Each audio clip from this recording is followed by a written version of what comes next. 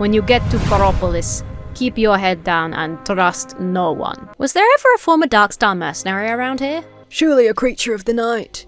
Beware, oh thrice beware those who follow such heavenly sirens. A perfect copy of a single vivid dream. Halt and beshrive thyself, citizen, for thou standest before a servant of the Clockwork King. Sorry, how exactly does one beshrive oneself? Pondering, appraisal.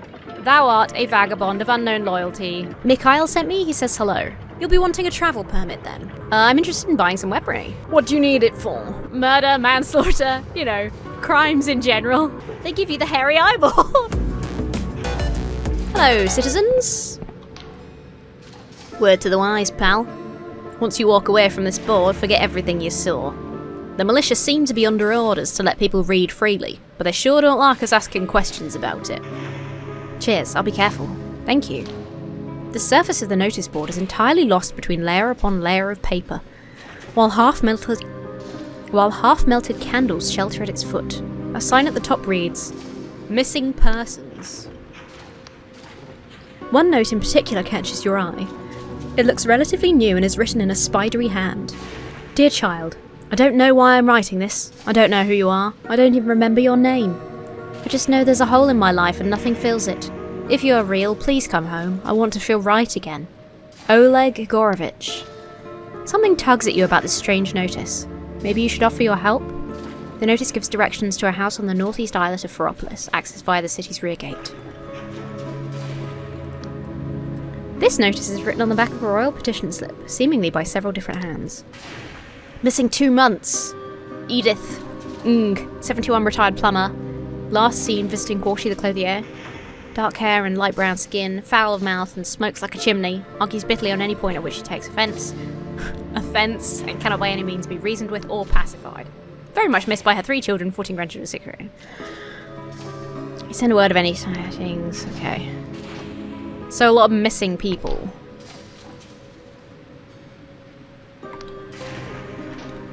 Okay.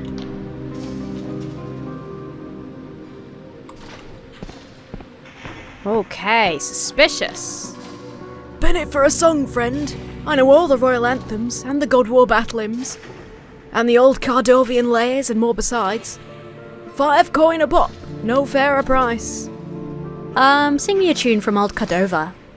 They sing a weird and ancient song, earthy and caked with blood. It tells of a plucky and cunning mortal who tries to swindle a god, and is full of unfamiliar musical motifs and references to vanished customs. In the end, the mortal is caught and transformed into a silk slug. He is punished for imagining that he could ever be more than he was. This is how things are, and they cannot be otherwise. No future, forever. Ooh, wasn't sure I'd hit that note at the end there. Another song, friend. Not just now, thank you, but that was lovely. Have we met before? Sorry, what a mad question. It's just I'm sure I know your face from somewhere.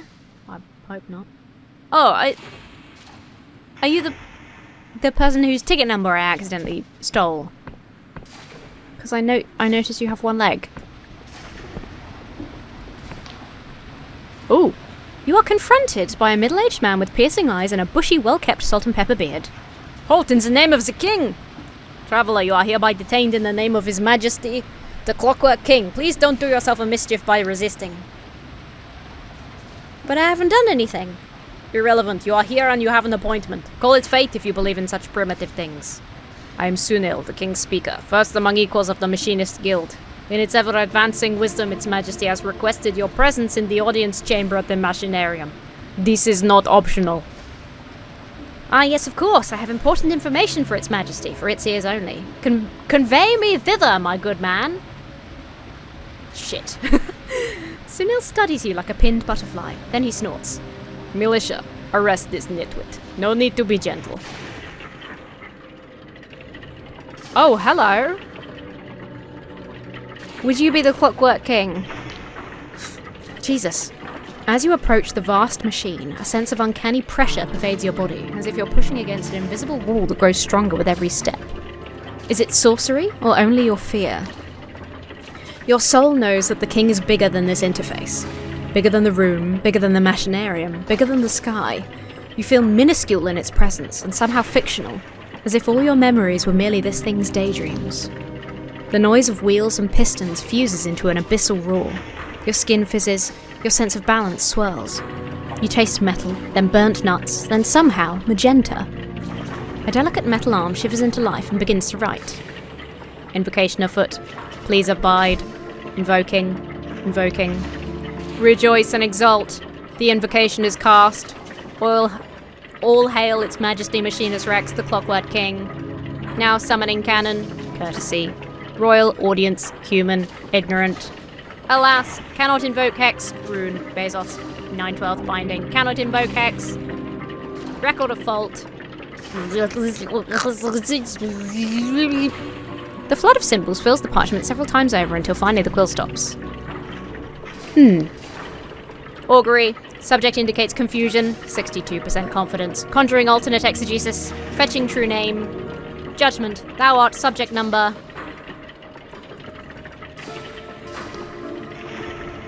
I'm not one of your subjects, I'm from outside. Alas, cannot summon codex outside. Axiom, all trespassers in the most I probably shouldn't have said that, should I? All trespassers in the most glorious Clockwork Kingdom are made subject to our majesty immediately upon entry for all time. Therefore, edict, thou art subject. Oh, I see, I am a subject now. Thou art summoned here to account for thy purpose. Therefore, we demand, what is thine answer? O mighty Clockwork King, I am merely an innocent traveller. Judgment, incorrect. Thy purpose is as follows. Again, the inscrutable symbols fill the page, continuing for about a minute. Therefore, we demand, what is thine answer? O most wise Clockwork King, might you speak the tongue of the common folk? Alas, cannot summon lexicon, common folk. No alternate exegesis espied. Therefore, we once again demand, what is thine answer? Go to hell, you overgrown pocket watch. Pondering. Thine answer is invalid, therefore edict, thou art selected for the sacramental duty. All prior purpose is hereby annulled and shall be as dust. What does that mean? The sacramental duty is as follows. This time the nonsense continues for several minutes. Augury, failure of these tasks may result in a critical reality exception. 76% confidence. Judgment, a critical reality exception may imperil this kingdom. There, I had to read that a bit before I understood what the word was. Therefore, edict, dereliction of this duty will be punished by unmitigated annihilation. Oh, is that all? No problem. As it is written, so it shall be. Thou shalt perform the sacramental duty. Thine audience is concluded and thou art dismissed. Vacate immediately this hallowed chamber and begin thy task on pain of annihilation. Well, that's a bit of a pickle, isn't it? You certainly given me a task, but what it is, I've no bloody idea. Oh. There, wasn't that exciting? Now be gone. I have better uses for my Thor power than to expend any more of it on you. Wait, I need to tell you the king's message. No, you do not. Its Majesty is quite capable of appraising me of its concerns directly, and my staff will review the logs of your audience. Be gone! I will not ask you again. But the king chose me for the sacramental duty. It said there'd be a critical reality. Sunil waves his hand and a cipher sigil shines in the air. You suddenly find you cannot move or speak. Enough! Hear me, traveller. Its Majesty's edicts are complex and easily misunderstood by one such as you. Any task of true import will be noted and addressed. You are finished here.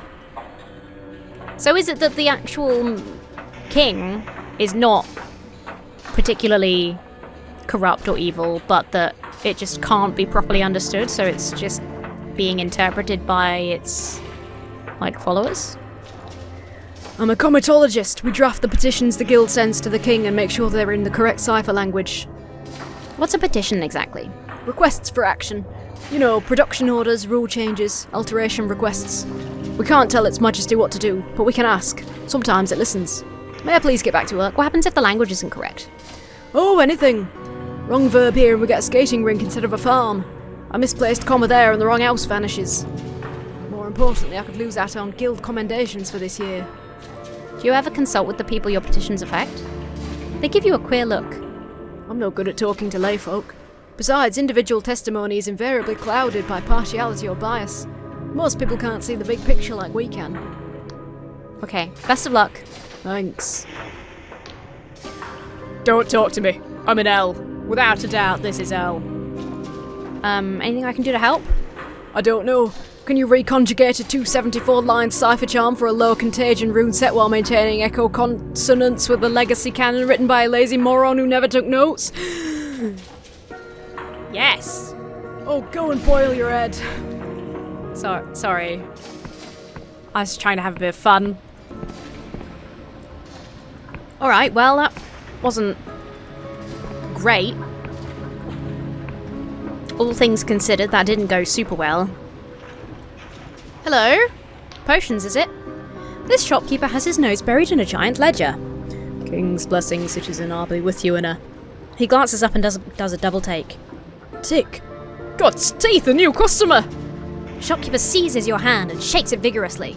Welcome, welcome, dear citizen! I'm Vidal, the foremost fully licensed trader in Ferropolis, and dare I say the Clockwork Kingdom. You're still shaking my hand. Oh! My sincere apologies, citizen. It's just so exciting to see a new face in here. Forgive me for not standing up. These legs haven't been the same since the God War. So what's your fancy? A dream... Oh, this'll explain the potion we found, I think. A dream of flying, lightness and freedom on the wing? A reverie of the vanished past? Or, for the daring soul, a nightmare so chilling your waking life will seem like bliss? I'm looking for information. How intriguing, perhaps I can help. Can you tell me more about the vision trade? Visions are the kingdom's premier export thanks to our unique aplomb for Thorne technology. The siphoning and distillation apparatus is quite affordable, so almost anyone can become a dream write if they apply themselves. Naturally, the apostatic union despises it. They say it distracts the serf from their drudgery, fills their heads with dangerous ideas. But no matter how many shipments they intercept, they can't prevent people from dreaming. As for the supposed side effects, I can reassure you that chronic one-ironism is exceedingly rare and easily avoided as long as you dream responsibly. I'm looking for a Darkstar mercenary. Have you seen one? A mercenary? King's grace, no. There was a fellow named Caxton Frost who ran off to join some band of sky pirates. That was the Darkstars, I think. However, he met a sticky end when his leader made him walk the plank. Vidal's expression brightens as he apprehends a sales opportunity. Of course, if you're interested in sky battles and such like, we have plenty in stock. It's quite a common fantasy. Let's see. Palanquins, penis thieves, pirates! Would you like to be one, fight one, romance one, be menaced by one, be menaced and romanced by one, attend university with one, play chess with one, inexplicably find yourself naked with one, or something else? Romancing a pirate sounds interesting. Then you'll be pleased to know that we just got the latest Metcalf in. They're very popular. If you'd have waited another day to ask me, they'd already be sold out. Why are Metcalf's visions so popular? Metcalf is the best in the business. Exquisite imagination. All those little details you'd never think to imagine. It's almost like he's really been a buccaneer. Oh my god, is that Caxton? Vidal leans in conspiratorially. Would you like to know his secret? I've met the man, and I can categorically tell you. Horace Metcalf is an ordinary human being like the rest of us. Just goes to show there's no limit on dreams, eh? Horace Metcalf is definitely Caxton. How very interesting. I'd love to meet him. I'm afraid I'm not at liberty to divulge his address. Bottled visions can store up powerful emotions, you understand? Some people get a little fixated on one dream or another. Best for everyone that dreams stay dreams. All I will say is that he lives outside the city, so it's far too dangerous for you to go searching for him. Thank you. You've been very helpful. Oh, I really can buy these. These lyric fantasies are subject to feverish moral debate. This is aristocratic nostalgia and scenes of an erotic nature. This is by Carl von Pripp and contains scenes of mild anxiety and spiders. Moderate peril and frequent daredevilry. Yeah, that sounds like the one for me. So what happens if I drink one of these?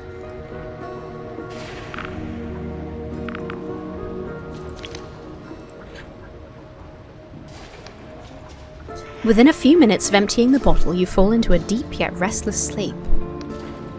Your rival's cutlass swishes and clangs as he pushes you back along the yardarm with deft strokes. Smoke from the burning sails sting your eyes. Last chance, dog, he snarls. Apologise for crashing my wedding.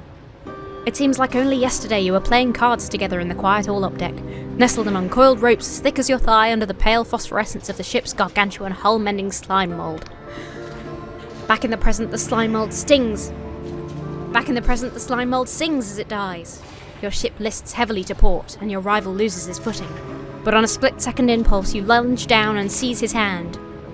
He dangles, staring up into your eyes with a mixture of fury and something else. You wake up with nerves aflutter, eager to dream again. Wow, I can see how people get addicted to that shit. Pretty cool, man. Pretty cool trade that you've found yourself in here. Alright.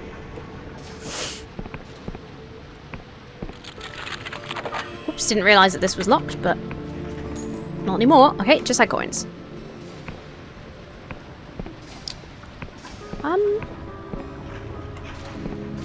That's where I came from. Where's this tea room? Oh, was that the tea room? It's like a dream tea room. Hello. Our sovereign is not pleased with us, friend. The signs are everywhere if you know where to look. Only by redoubling our efforts and rooting out the disloyal among us may we win back its majesty's trust. Long live the king. Long live the king.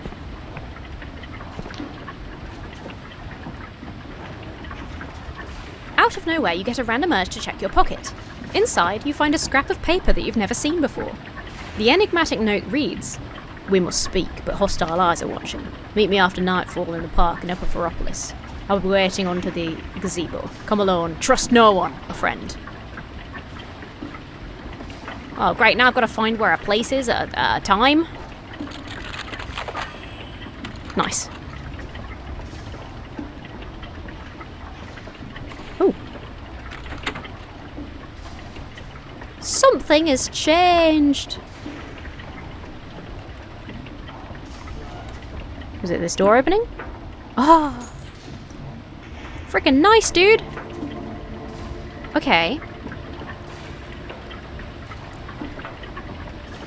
Alright.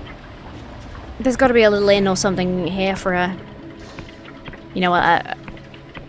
holdover from better times. For a passing traveller to stay in. They eye you up and down suspiciously. Ain't seen you around here before. Not a resident, I'll warrant. Actually, I just moved in. Right, welcome to the icebox then. My condolences. Name's Coy. I solve problems around here and I look after folk. Guess that includes you.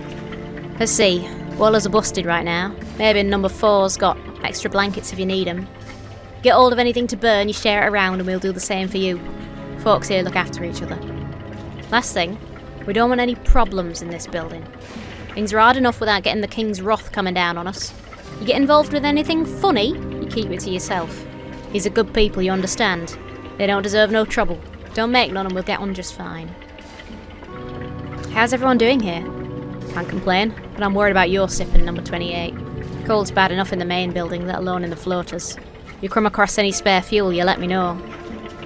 Do you notice something weird about this building? Weird? Like what? Like newcomers asking funny questions. The room numbers go up to 28, but there's only 5 rooms. They pause to digest this. It's clear they haven't thought about it before. Oh. Now that you mention it, that is weird. Probably just another little royal whoopsie. Assigning room numbers that don't make sense. Typical. King's favour to you.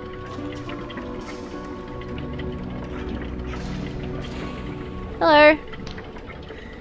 When Uncle Yosip's room split off the building, we got no warning. None whatsoever. Now I have to winch up supplies to him in a bucket. You wouldn't believe the bribes you have to pay for a lad around here. Yikes. Knock knock. Mine, the lady in number 12 snorts like a sky barge engine. I should know, I fix them. Oh, gosh. Oh, hello. The boiler's a death trap. But will they let my son look at it? No, that'd be tampering with royal property and 3 days in the stocks. Only a bona fide machinist with a work order from the king is authorised to fix it. But how do you get one of those? That's right, another bloody petition. We'll all be frozen solid by the time they get to us. That sucks.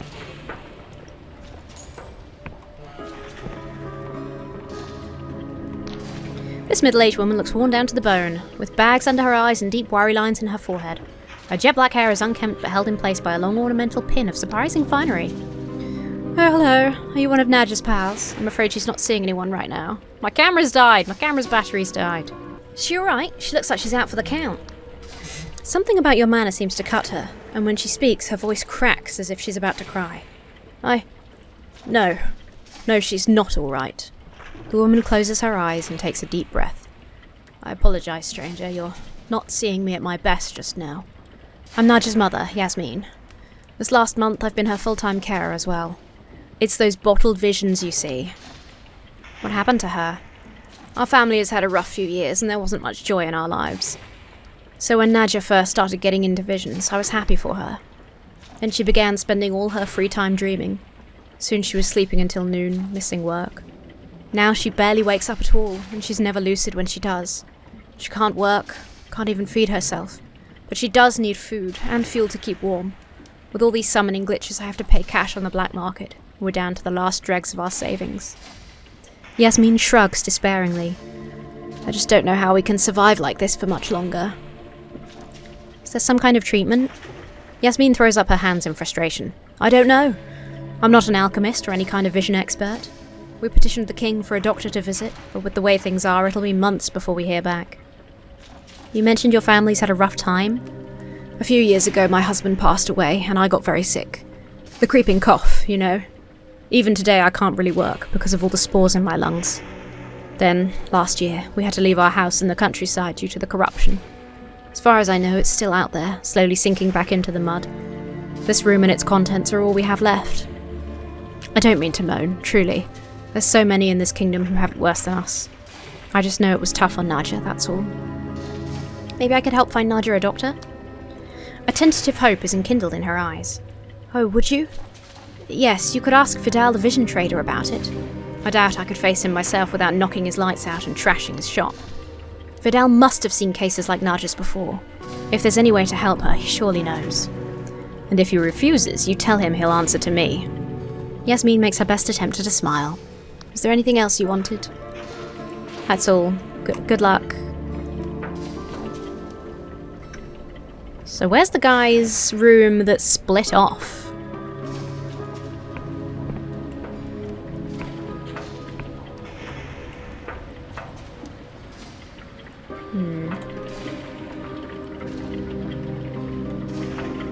Not sure. Hi, mate. God, it's rough times here. Did you hear about Nadja? Oh, yeah, a lot of people seems to be reverting just to their sort of beginning dialogue, which is unfortunate. This resident's accent is rather well-heeled compared to their neighbours. Perhaps you've already met the redoubtable Citizen Carr. They get a little fierce sometimes, but don't take it personally. They're just trying to do the right thing. It's an awful shame about poor Nadja. My heart breaks for her mother. I hope she gets through it. We're all rooting for her. I hope so too. I'm going to try and help. I'm going to do my best. I had a feeling that the dream times could be Dodgers. I had a feeling those could be Dodgers' dream times. Seems like a very addictive sort of thing. Okay, here's the place, the ship. Merchant's Guild. Right. Welcome to the aircraft dock. Bye. If there's somewhere in town where I can have a kip. Must be somewhere.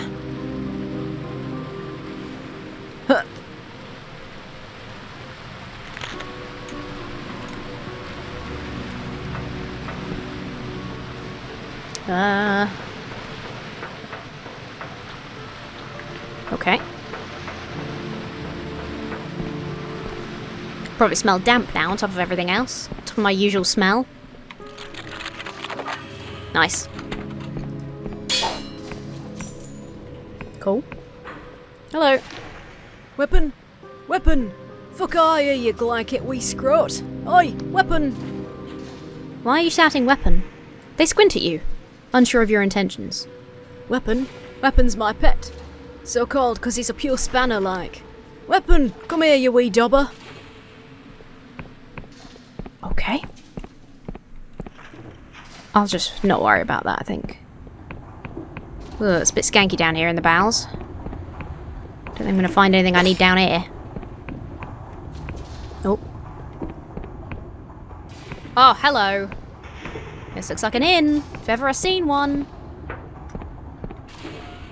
Knock knock. Hello. This stout woman has a maternal air and a voice full of pebbles. A hand-rolled cigarette droops from her mouth. King's favour, pet. Welcome to the Squeaky Wheel Tea House. What can old Babazinia do for you? Do you have any rooms for rent? The Skyward Suite's yours for 5 coins if you don't mind sleeping there. Why wouldn't I want to sleep there? We don't call it the Skyward Suite for nothing, pet. Only the blessed magic of the Clockwork King keeps it off the ground. Some outsiders don't trust it. Oh, I'll take it. Senior stubs out her cigarette and begins rolling another. Right you are, pet. Room's upstairs on the other end of a long metal gantry. It's the one that's floating in mid-air like. Right, thank you. Can I ask you some questions? Not from round here, are you, pet? Don't fret. Nearly everyone in the kingdom here came from somewhere else. What's new in the Clockwork Kingdom? Snow, mostly. The king, blessed be its name, controls our seasons, see? Used to give us nice long springs and summers. But this winter was scheduled to end months ago, and it's havoc on our farmers. I'm sure its majesty must have some plan in mind, though. And don't believe what you hear about the stockpiles running dry. Guild says it's just a rumour spread by the saboteur, meant to make us all panic. Some folks think we should reopen the Allowshire border, but I don't know. That apostatic union's got it in for us. If you ask me, it's no coincidence they started making trouble right after we arrived. Aye, we don't get too many outsiders these days. So this island wasn't always part of the Oneric Isles? Oh no, pet. We sailed here 10 or 15 years ago now, seeking trade with Allowshire. That was grand until the Union started moving more troops into Allowshire too. Senior checks no one is eavesdropping, then casually leans closer. When I was a last, we called this island Cardova. A muddy wee Wiccan fiefdom it was, bound to an old mother god whose name is no important. Wasn't all bad, mind. I remember Ma taking me to a Wiccan wise woman when I got pregnant and didn't want it. But that fickle old god asked a heavy price to see us through each winter. Good riddance, says I. You said lots of people used to come here. Why? Oh, they flocked from all over to help us build the king. Slev, Lundel, Bion, Venna, even Puria or further. Lots of them fought for the Union in the God War but didn't like where it was heading. Now old school Cardovans like myself are almost always a minority. Not that I'm complaining, mind. We get the brightest brains in all the Sky Realms hobnobbing in here. That la-di-da erudite academy's got nothing on the squeaky wheel. Let's discuss another matter. More questions, pet? Is it just me, or are a lot of people having memory problems? Senior's expression of genial indifference suddenly seems fixed in place. She busies herself cleaning a glass with expert nonchalance. Are they now? Can't say I'd noticed. Maybe that's my own memory going funny, eh? Senior, I already know something weird is happening. It's obvious you know something too. Shit. Senior stops cleaning. The tea house is suddenly silent. She sets the glass down and takes her cigarette out of her mouth. Now see here, pal.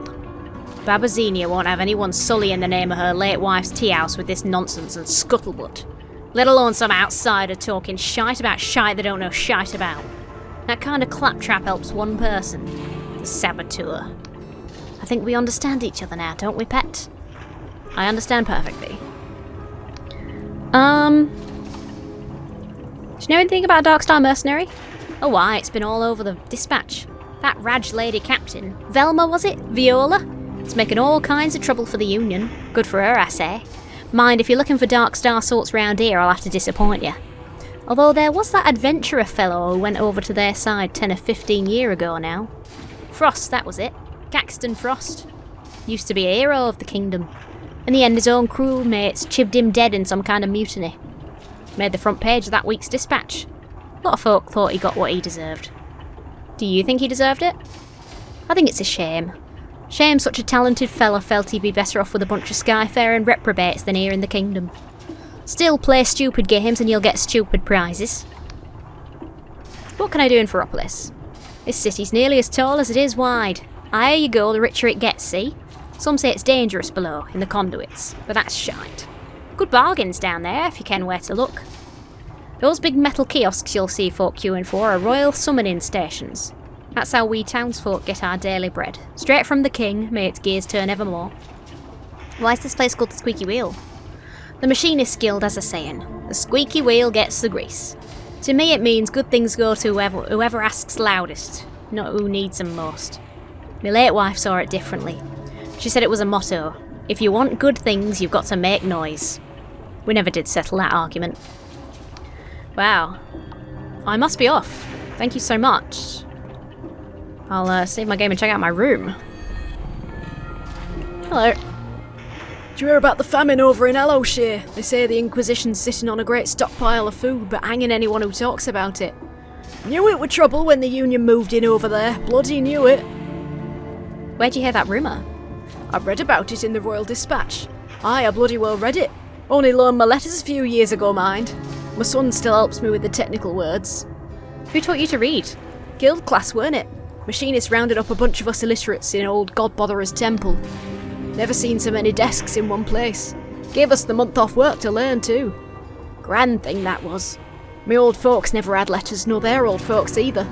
If you'd asked me pa what a comma was, he'd asked if there was good eating on it. I've recently been to Allowshire. You do look the travelling type. Maybe you can confirm the news then. I didn't hear anything about a stockpile. I'll bet. Not worth anyone's neck to tell you, eh? That's the trouble with hanging folks. Sooner or later, you can't tell what anyone really thinks. That's a good point. Hello, so many people around. I heard this story, right? A man and a woman. Lovers they were, like two seeds in a pod. You couldn't pry them apart with a crowbar. Lived in Ferropolis, though can't say where they are now. Well, one night, these two had an awful fight and went back to their own families for a while. Both of them prayed to the king to make them forget the other. And you know what? The king answered. What did the king do? Granted their prayers, didn't it? The next morning, they both woke up with no memory of ever meeting. And they went on like this for years, searching for someone new, never quite finding the right one. And one day they met again, in this very tea house. And even though they didn't recognise each other, they were drawn together irresistibly. How did it end? They got married and had 18 kids, or so I heard. Their love was so strong that not even the king could keep them apart. They both got their memories back eventually and swore never to make the same mistake again. Could the king actually do that? They glance to each side, as if someone is watching them. It's only a story, mate. You heard Dimitri's story? He's full of shit. If my husband forgot who I was, you wouldn't catch me dead reminding him. This machinist is leaning back in their seat, drumming their fingers on their teacup with an amused expression. My opponent's knowledge of this game is undoubtedly superior. There's no move I can possibly make they will not anticipate. However, I know something my opponent does not. I'm cheating. This machinist's face betrays no emotion as they study the board intently. My opponent knows I have pondered every strategy ever played by man or god. What they don't know is that my tea is dosed with an amnesia potion of my own recipe. They are wholly unprepared to face a lunatic. These guys are off the fucking chain. I love these little organs. Is this the room? Is this my room? It's pretty cute. It's got a little balcony. I guess I should go to bed till, like, afternoon, because I've got to meet somebody at night time. Oh, thank goodness I found a proper place to sleep and save. Morning, everyone. Still at it, lads?